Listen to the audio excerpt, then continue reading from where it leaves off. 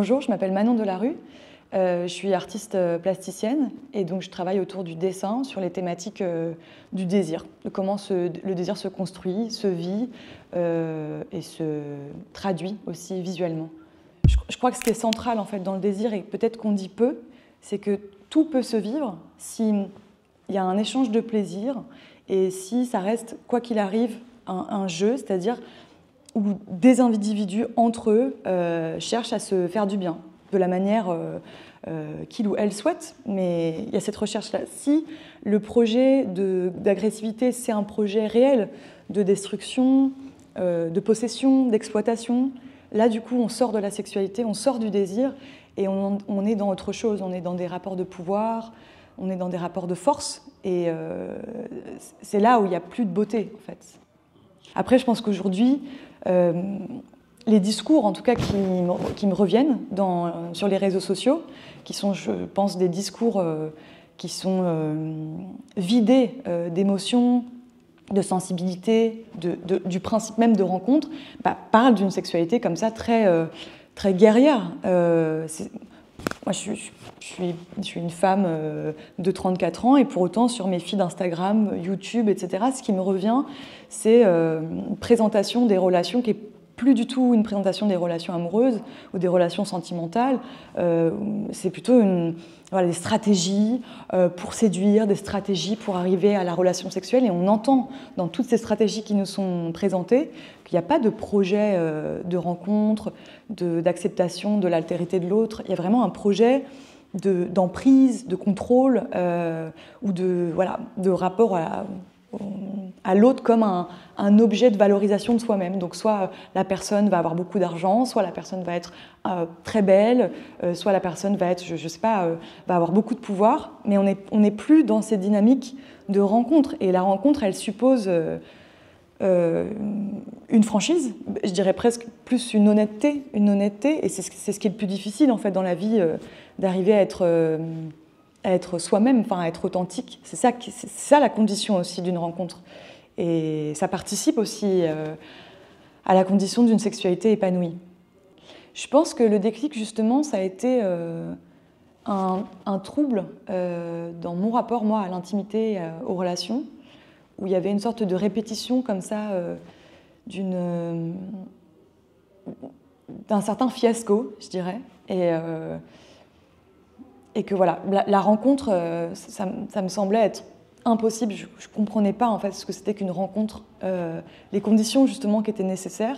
Et je pense que je me suis un peu laissée happer par ce chant des sirènes actuel, c'est-à-dire ce chant de la consommation de l'autre, du fantasme qu'on projette. Et je l'ai fait très peu de fois, mais quand je l'ai fait, j'étais pas du tout nourrie. En fait, je m'en suis trouvée presque vidée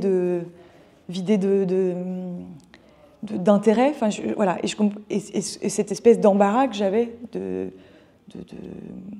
c'est plus qu'un embarras en fait. C'est que j'ai eu l'impression que les rencontres que j'avais faites, c'était pas des rencontres et on arrivait tous les deux avec nos fantasmes, nos envies, le rapport de force, etc. Et j'ai envie de travailler dessus, à la fois pour parler de ce que je vivais, mais aussi à la fois pour parler d'une dynamique très actuelle, justement des rencontres, très fugaces, et qui, moi, me met mal à l'aise, parce je crois qu'elle n'est pas nourrissante, en tout cas pour moi. Et je pense que la question du désir, de la sexualité, de l'érotisme, c'est pas quelque chose qui se vit dans une sphère ultra protégée, on n'est que deux. En fait, c'est un savoir, et ce savoir-là, comment est-ce qu'il se transmet? Même de manière inconsciente, c'est un savoir. C'est-à-dire, on voit des images, on entend des textes. En France, la littérature érotique est extrêmement forte. Et donc, comment, en fait, cette culture des images, elle participe à nous orienter vers un désir plutôt qu'un autre. Et je pense que la question dans mon travail, c'est comment faire en sorte que ce désir nous revienne. Comment faire en sorte que le désir qu'on exprime, ce soit notre désir à nous. Donc un désir qu'on connaît, quoi.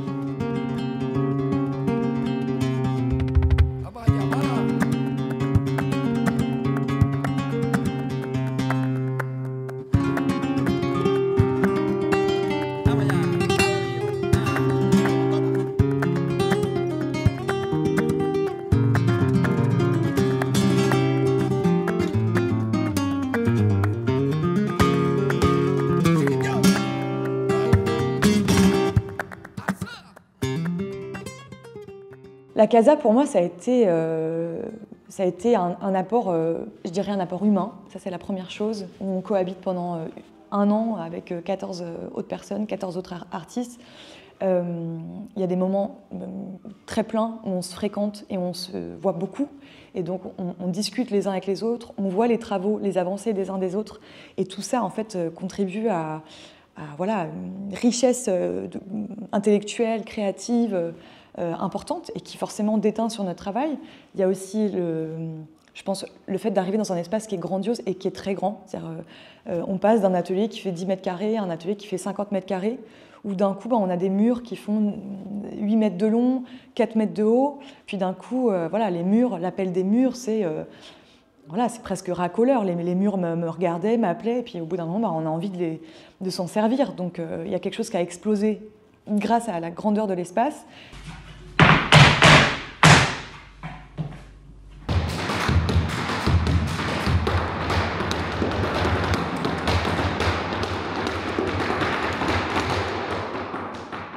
Aux Beaux-Arts, donc je donne des cours de dessin d'après modèle vivant. Et en fait, on travaille sur un tableau noir à la craie, une partie du cours. Et en fait, c'est très proche, ce travail-là est très proche de mon travail. Je travaille quand même avec un pastel, c'est très proche de la craie, au mur, sur des grands formats blancs. Et je pense que ça découle aussi de mon expérience aux Beaux-Arts, de ces cours-là qui ont été très, très marquants pour moi, avec Valérie Saunier, Philippe Comard à l'époque. Et avec mes étudiants, on essaie de retrouver en tout cas une énergie l'énergie que chaque étudiant a en lui, issue de son expérience, issue de ses émotions. Et on essaie de faire en sorte que cette émotion, cette expérience, elle transparaisse dans leurs traits. C'est pour ça que je leur parle tout le temps du duende.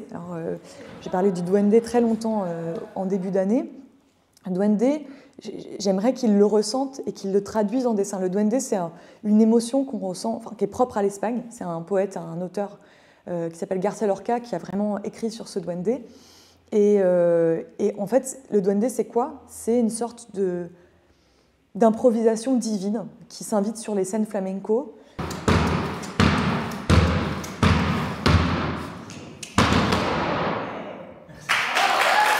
Et il a une sorte de tourbillon comme ça de sentiments qui nous ramène à notre humanité. Et je pense que, et ça je l'ai vécu 2 fois, quand j'étais à Madrid, dans des petits tablaos, des petits cafés flamenco.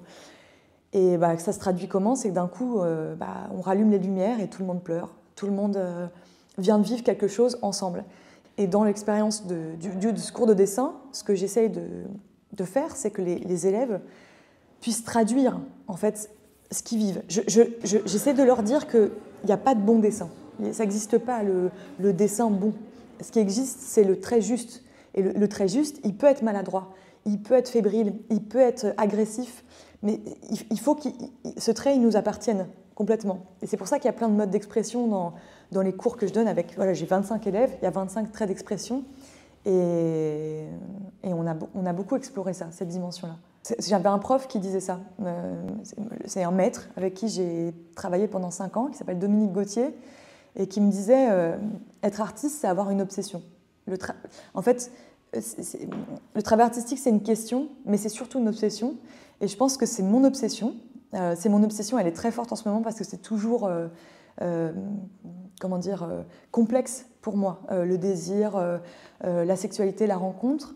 Mais je pense que là, plus j'avance, plus j'ai plutôt envie d'aller vers le lien, ce qui crée le lien entre les uns et les autres, ce que c'est aussi que l'attirance, mais vraiment le lien, la question du lien. Donc là, je pense que j'ai beaucoup travaillé sur ce qui défait le lien, ce qui peut le rompre. Je pense que là, au regard de ce qui se passe en ce moment, d'un point de vue international, les politiques actuelles, le brutalisme des discours politiques nous fragilise, je pense fragilise notre société et la fragilise à cet endroit-là, cet endroit du lien. Et je pense que ma position en tant qu'artiste, c'est de dire le lien, de dire ce qui est beau dans le lien et de dire que c'est aussi le lieu de la résistance. C'est pour ça que là, j'ai commencé un nouveau travail qui est un travail sur on dit en Espagne l'abrazo. C'est plus qu'un câlin, l'abrazo, c'est la ferveur du corps de l'autre dans le sien. C'est se tenir, se porter, s'encourager. Et ça, en Espagne, c'est très fort. On finit un mail, même un mail professionnel, on dit un abrazo. Ça veut dire je suis avec toi et c'est un câlin. Et je pense que c'est pas un détail, ça. Ça fait tout. Et c'est pas pour rien que là, mes étudiants, ils me disent après le Covid, on se fait plus la bise, on se prend plus dans les bras.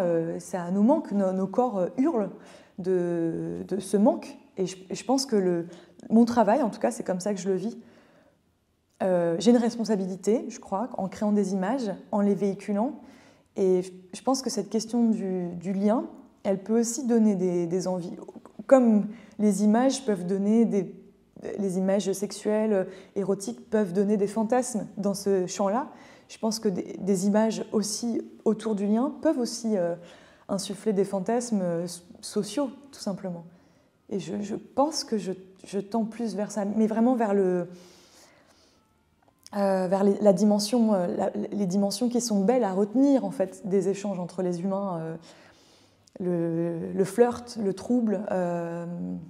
Le trouble, il faut pouvoir aussi le porter dans notre société. Moi, ça me fait peur quand je rencontre quelqu'un, que je suis troublée, d'un coup je rougis, je perds mes moyens, je peux même être crispée par moments. Mais en fait, ce qui est beau, c'est d'arriver à s'assumer comme ça et aller jusqu'au bout de la rencontre. Et ça vaut pour le champ sentimental comme ça vaut pour le champ amical. Et je pense que c'est ça qui m'intéresse le plus, la connexion.